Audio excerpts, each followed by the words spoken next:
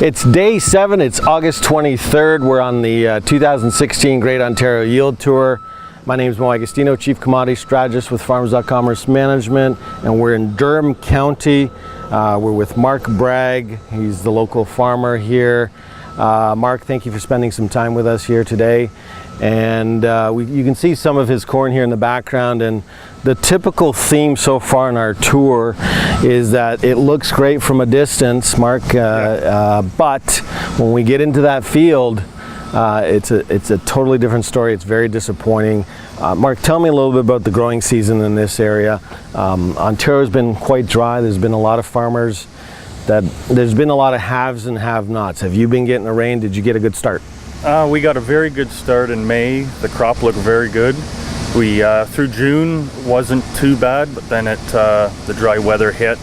Like I was telling you earlier, we've had 2 inches of rain in the last 7 days, but then the 70 days prior to that, we didn't have the 2 inches for 70 days. So it's been quite dry. So in the last 5 months, how much have you gotten total?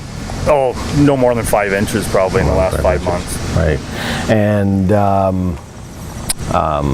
you've been able to spray, you haven't had no disease pressure, any pest problems? The pest seems to be manageable. Like the dry weather, I think, is cuts back on some of that. But yeah, it's more or less just lack of moisture. We have been seeing a lot of western bean cutworm. I'm not sure it's in your field. We're going to take some samples and find out here shortly, but that's been a problem this year.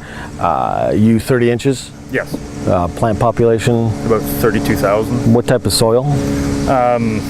Clay loam, sand loam. And what's your typical average here on corn? Our farm average is 160. 160. Around there.